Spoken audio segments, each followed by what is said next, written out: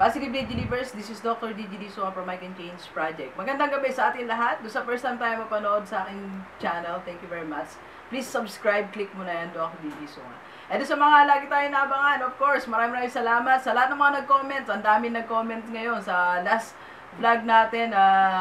Dinagsa ng comments, dinagsa din ng galit. Sa mga delivers natin, sa mga nagko-comment, iwasan po natin ang mga sasakit ng mga salita, ano po, kasi apektado na po yung pamilya ko. Para celebrity lang. Ay, ibig sabihin po, mag-comment na lang kayo na maayos, mag-suggest na po kayo, iwasan natin ang hindi magagandang panalita. Anyway, so, bakasyon na ngayon no? So, dahil bakasyon, kailangan makapag-travel tayo kahit na malapit na lugar lang. At naalala niyo po nung January, nagkaroon tayo ng saving scheme. So, ano ba yung saving scheme natin? Bebot yung mga nest natin dyan. Tignan natin kung buhay pa. Ayan, so ito yung ating N-E-S-T. Buhay pa, no? Yan. So, ibig sabihin, ito yung mga needs natin for wealth. So, ito yung mga pang-retirement. Ito naman pang to be an entrepreneur, magtatayo ng sarili mong negosyo. Ito naman si SM. Hindi ibig sabihin na ano ba to? SM. Yan. So, yung mga gusto mong pambili ng mga gamit-gamit. Okay. Ito naman si travel. So, ito yung bubukas natin ngayon. Kasi alis tayo ng bukas tsaka ng Monday. So, magsusolo tayo. Punta tayong vegan. So, kayo, binukas na natin. Di ba bukas yung pakibukas. Diretso mo na. Bibilahin natin kung magkano. Sa pamamagitan ng kutsilyo. So, para makita nyo, delivers, ayan ano yan lahat mo na makikita yung walang halong trick. Parang magic lang. So, doon sa mga kaibigan natin, kasama kong nag-ipon, harap na sa akin, be. Mga kasama kong nag-ipon, ay, kung kailan nyo po yan bubukas, bahala na po kayo, no po. Kasi maraming mga gumaya sa atin, mga ginaya yung ating nest, nag-message sa akin, lalo na si Pastor Boy Manrique, taga Laguna. Sabi niya, Doc D, marami na ako naipon sa travel vlog. Ayan. So, sa atin siguro ito ay January, parang nagawa ko lang siya. 1 month ko lang ata siya nahulugan. 1 month ko lang, parang 1 month ko lang ito nahulugan. So, tingnan natin kung saan tayo makakarating sa ating travel vlog. Turuan mo akong magbilang, Kat. Tingnan natin kung makakaluwas ba tayo. Bilang mo ba? Kasi ang ano ko dito, 100 peso challenge So, saan tayo makakapunta? Makapunta ba tayo ng Bicol o dyan lang sa ilog ng Sapa? May iba-ibang kulay tayo yan. Mag-travel tayo. Alas tayo bukas. Ay, sa mga kasama ko bukas. Pero Monday talaga ang tour ko. Magsasama siguro akong dalawa sa aking mga assistant.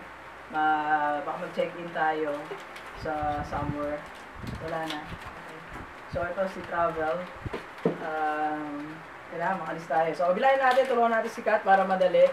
So, yung challenge natin nilagay dito, kasi mostly puro 100, kasi nga, nag-100 a day tayo, ng 1 month straight yun, I think. Pero hindi ko siya natuloy-tuloy kasi nga, nag-ship kasi tayo dito sa entrepreneur. So, itong entrep, ala pa kasi tayo medyo concrete na idea kung magkano kung anong business ang bubukas natin. Pero, diretso ko na to, wag na natin i-cut ang video natin para makita nyo actual. Magkano may naipon ni Doc D sa kanya.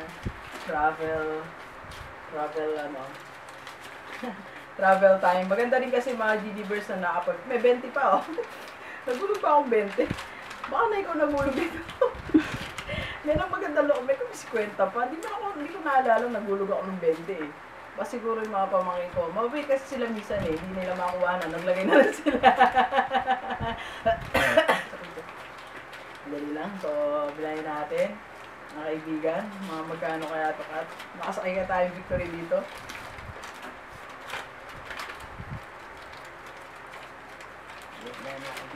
Bilahin ko to. 7 na to. Ha? 7. 7. Ito. 1, 2, 3, 4, 5, 6, 7, 8, 9, 10. Bali 8. 1, 2, 3, 4, 5, 6. 6. Pagpalagay natin 7. 9. 9. 9.